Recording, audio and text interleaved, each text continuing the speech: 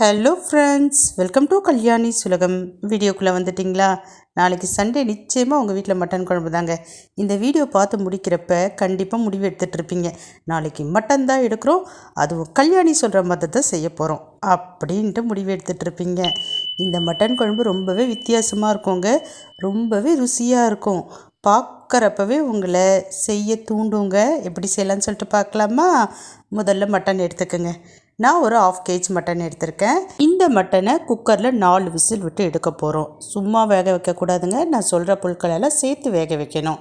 ஒரு 50 கிராம் அளவுக்கு சின்ன வெங்காயம், ஒரு பழுத்த தக்காளி, ஒரு 5-6 பூண்டு பல், சின்ன துண்டு இஞ்சி, இது எல்லாத்தையும் மொத்தமாக மிக்சியில் போட்டு அரைச்சிட்டு சேர்த்துக்குங்க. கூடவே கொஞ்சமாக மஞ்சள்தூள் சேர்த்துக்குங்க, கொஞ்சமாக உப்பு சேர்த்துக்குங்க. இப்போ இது கூட மட்டன் மசாலா ஒரு 1/2 ஸ்பூன் அளவுக்கு சேர்த்துக்குங்க. ஒரு 2 ஸ்பூன் அளவுக்கு நல்லெண்ணெய் சேர்த்துக்குங்க. கொஞ்சமாக தண்ணி சேர்த்துக்குங்க. நல்லா மிக்ஸ் பண்ணிக்கிங்க.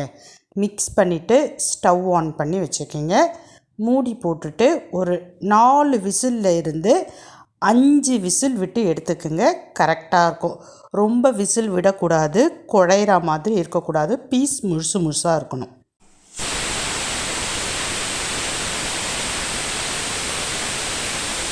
இப்போ விசில் வந்தாச்சு. குக்கரை நான் கீழே இறக்கி வச்சுக்கிறேன். ஸ்டவ்வில் சட்டி வச்சுக்கிறேன். சட்டியில் ஒரு 3 ஸ்பூன் அளவுக்கு எண்ணெய் சேர்த்துக்கிறேன். எண்ணெய் சூடான பிறகு கொஞ்சமாக கடுகு சேர்த்து பொரிய விட்டுக்கலாம்.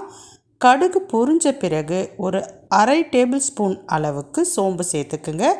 சோம்பு கூடவே பட்டை, கிராம்பு, ஏலக்காய், பிரிஞ்சி இலை இதெல்லாம் சேர்த்துக்கலாம். இதெல்லாம் பொரிச்ச பிறகு வெங்காயம், நல்ல பெரிய சைஸ் வெங்காயமாக ஒரு வெங்காயத்தை பொடியாக நறுக்கிட்டு சேர்த்துக்கலாம். வெங்காயத்தை நல்லா வதக்கிக்கலாம். ஓரளவு அதனுடைய கலர் சேஞ்சாக இருக்கணும். அதுக்கப்புறமேட்டு இஞ்சி பூண்டு பேஸ்ட்டு சேர்த்துக்கலாம். நான் 1 ஸ்பூன் அளவுக்கு இஞ்சி பூண்டு பேஸ்ட்டு சேர்த்துக்கிறேன். இப்போ இந்த இஞ்சி பூண்டு பேஸ்ட்டை சேர்த்த பிறகு மறுபடியும் நல்லா வதக்கிக்கலாம். ஓரளவு வதங்கின பிறகு பெரிய தக்காளி, நல்ல பழுத்த தக்காளியாக பார்த்து கட் பண்ணிவிட்டு அதையும் சேர்த்துக்கிறேன். கூடவே கல் உப்பு சேர்த்துக்கிறேன். ஏற்கனவே மட்டனில் கொஞ்சம் உப்பு சேர்த்துருக்கோம், அதை பேலன்ஸ் பண்ணுற மாதிரி இங்கே உப்பு சேர்த்துக்கலாம். உப்பு சேர்த்துட்டு நல்லா வதக்கிக்கலாம். இப்போ இது நல்லா வதங்கட்டும். இப்போ நம்ம குக்கரை ஓப்பன் பண்ணி பார்த்துக்கலாம். ஓப்பன் பண்ணிவிட்டு காமிக்கிறேன் பாருங்கள். குக்கரில் இருக்கக்கூடிய மட்டன் பீஸ் முழுசாக இருக்கணும். அதே சமயம் 75 பங்கு தான் வெந்திருக்கணும். மீதி 25 பங்கு நம்ம சட்டியில் சேர்த்து குழம்பு கொதிக்க வைக்கிறப்ப தான் வேகணும்.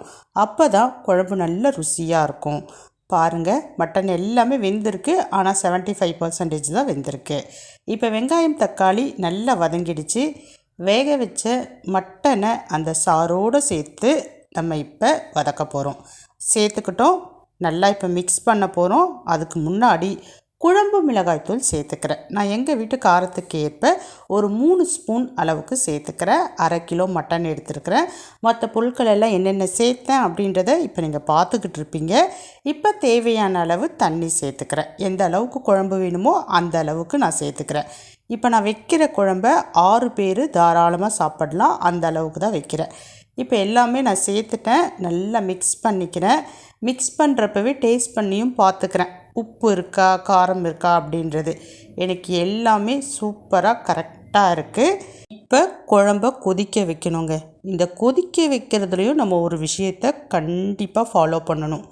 ஸ்டவ்வை மீடியம் ஃப்ளேமில் வச்சு தான் கொதிக்க வைக்கணும். அப்போ தான் குழம்புனுடைய சாரும் ருசியாக இருக்கும்.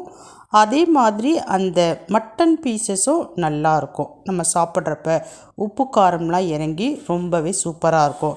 நீங்கள் ஹை ஃப்ளேமில் வச்சு கொதிக்க வச்சிங்கன்னா ஒரு வேளை அந்த பீசஸ் பார்த்திங்கன்னா அந்த அளவுக்கு ருசியாக இருக்காது.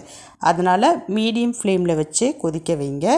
இப்போ பாருங்கள், நல்லா கொதிக்க ஆரம்பிச்சிடுச்சு. ஓரளவு கொதிக்க ஆரம்பித்த பிறகு மறுபடியும் நீங்கள் ஸ்டவ்வை ஃபுல்லாக சிம் பண்ணிக்கணும். சிம் பண்ணி ஒரு 10 நிமிஷத்துக்கு ஃபுல் சிம்மில் கொதிக்க விட்டிங்கன்னா மேலே அழகாக எண்ணெய் பிரிஞ்சு வருங்க. நமக்கு நல்லா தெரியும், மேலே நல்லா எண்ணெய் பிரிஞ்சு வரும். இப்போ பாருங்கள், எண்ணெய் பிரிஞ்சு வந்திருக்கு. கடைசியாக கொஞ்சமாக மிளகு சீரகத்தை நுணுக்கி அது தலை மேலே அப்படியே தூவுங்க. தூவிட்டு மிக்ஸ் பண்ணிவிட்டு ஒரு 2 செகண்ட் மட்டும் வச்சுருந்துட்டு ஆஃப் பண்ணிவிடுங்க. அவ்வளோதாங்க, சூப்பரான மட்டன் குழம்பு ரெடி. இதனுடைய டேஸ்ட்டு ரொம்பவே சூப்பராக இருக்கும். தேங்காய் அரைச்சி ஊற்றணுன்ற அவசியமே கிடையாது. ஆனாலும் குழம்பு நல்லா திக்காகவே இருக்கும். ருசி வேறு லெவலில் இருக்கும். ட்ரை பண்ணி பாருங்களேன், நிச்சயமாக சொல்லுவீங்க, கல்யாணி குழம்பு சூப்பர், இனிமேல் எங்கள் வீட்டில் இந்த மாதிரி தான் மட்டன் குழம்பு வைக்க போகிறேன் அப்படின்ட்டு. மறக்காமல் நாளைக்கு கமெண்ட் செக்ஷனில் குழம்பு வச்சு பார்த்துட்டு எப்படி இருக்குன்னு சொல்லுங்கள். பாய்.